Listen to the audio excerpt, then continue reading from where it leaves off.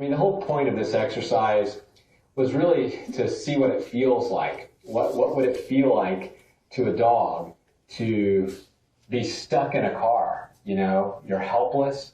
You have no control over what's happening. You don't understand what's happening. You just know that your body is getting so overheated that you can be in real danger. I mean, this kills, and it's a lousy way to die.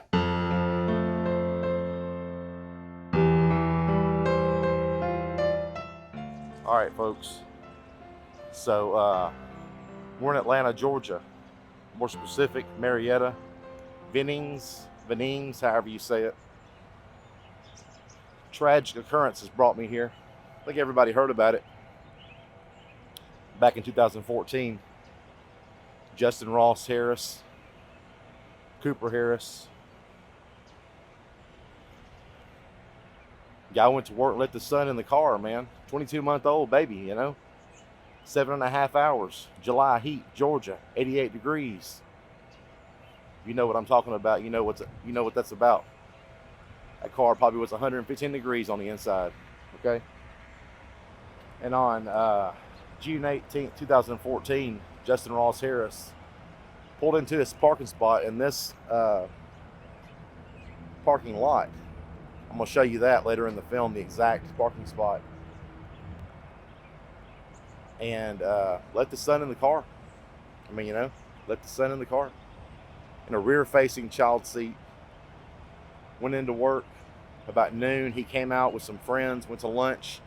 I believe they went to the Home Depot right across the way over here, just about a mile away. And picked up a few items. Upon coming back, he went back to his car and put the items in his car, okay? Son was in the car, you know? And he goes back into work to finish up the day. He comes out at 4:15, 4:30 to meet some friends to go see a movie over near, I think it's Acres Square Mall is the name of it. Upon turning off of Acres Mill Road, he notices his son in the back seat, and he pulls over into the Petco parking lot and just stops right in the turn in into the parking lot. I'm going to show you that location also. And yanks his son out of the car, begins CPR on him. He's screaming and crying, hollering. Calls right next door. There was a restaurant, Matio's Pizza. He called out to them to call, 911, call ambulance. They call somebody, and he obviously never revives his son. His son's been expired for quite a while.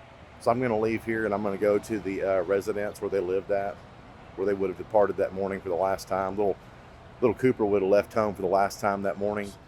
So the story starts right here. Building number is 1212. I'm not going to give the street address for privacy. This is a private residence.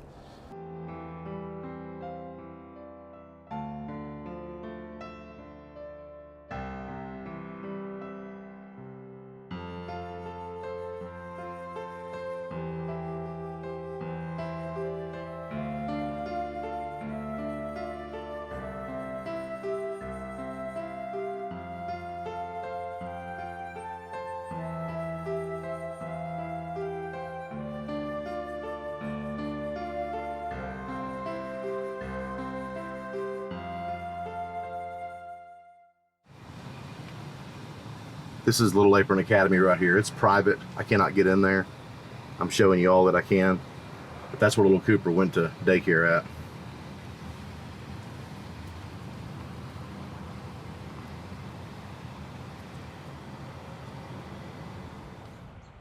I'm at his work right now, 2600 Cumberland Parkway, I believe it is. The treehouse, they call it. It's the Home Depot corporate office in Atlanta, from what I gather, the design center. When he arrived at work that morning, this would have been where he parked, right here. The car never moved all day long. He got here about 9:15, came back out to the car, parked right here at about 12:30, 12 o'clock after lunch, and then at about 4:30, 4:15 or so, he entered the car right here, and left work. This would have been where little Cooper expired, right here in this parking lot, right here in this parking spot rather. Passed away right here. All right, folks. So this is where Justin Ross would have pulled right around Acre Street Road right here. He would have took a right right here, and I'm in the rain, so sorry, but I'm doing the best I can here. He stopped right here where this white line is. I'm gonna show you some footage on this, but this is where it's at in the Petco Shopping Center. In the pictures, you can see these power transformers over here, and you can see this wall right here. He would have hollered over this little vestibule right here at the Mattio's Pizza. At the time it was Mattio's, now it's Blaze. He would have been hollering over that, asking for someone to call 911. All right, we're gonna wrap this video up in Tuscaloosa, Alabama, my home state. We'll see y'all there. Did you uncover anything and what he was doing during that day while his child was out in the car? Yes. Okay. What did you uncover? He was having up to 6 different conversations with different women. It appeared from the messages from Kik mostly, which is a messaging service.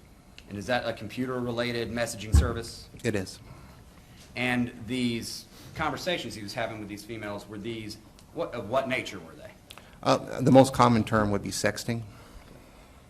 Were photos being sent back and forth between these women and the defendant during this day while the child's out in the car? Yes. She asked him about cheating on his wife. Did she ask him a question about his conscience? She did. What did she ask him?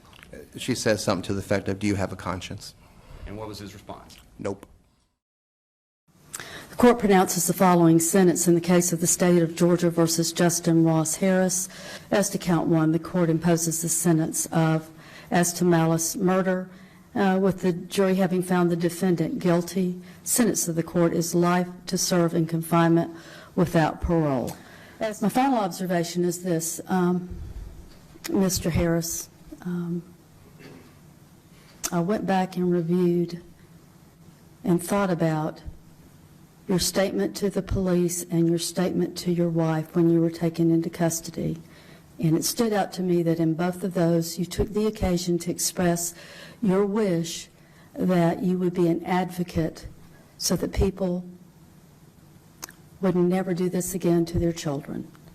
And I would say, perhaps not in the way that you intended, but you in fact have accomplished that goal.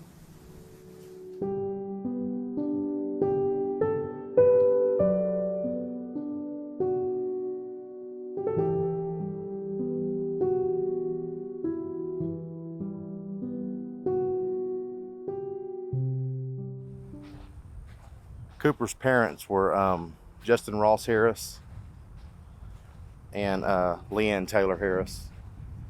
Leanne was, I believe, to have been from Marietta, and Justin was from Tuscaloosa, which I'm guessing is why they brought him back here to bury him. The cemetery is huge. If you go on the Find a Grave to use the locator, just letting you know it's wrong. So Cooper was born August 2nd, 2012, and he perished on June 18th of 14, 22 months old. So I came to tell him Merry Christmas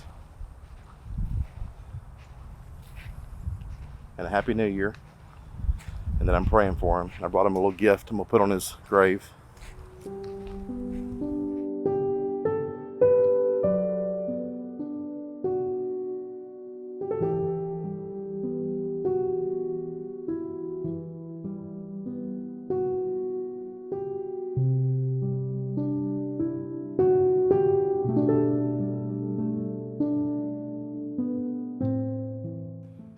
All right, folks, so when y'all get here, just drive around towards the back. You're gonna see this statue right here with the big magnolia trees on each side of it. If you're standing where I'm standing, looking right here, look to your left, okay? You're gonna see that swindle right there in the middle, that tall, dark colored stone. You'll see the Crowder one with the doubles. He's right over there is where he's located at, okay? I'm gonna try to zoom in just so you can see exactly. If you're standing right here, he is right there. right behind that Carlson. Right over in there is where he's at. All right, folks, that's the end of this video. I need your help though, okay? Please like and subscribe to my channel. It just takes 1 second. Close the video right now. Hit like, hit subscribe. It helps me out more than you know. I'm putting a lot of energy into this channel right now and the direction we're heading, and I hope we can do some good things in the new year.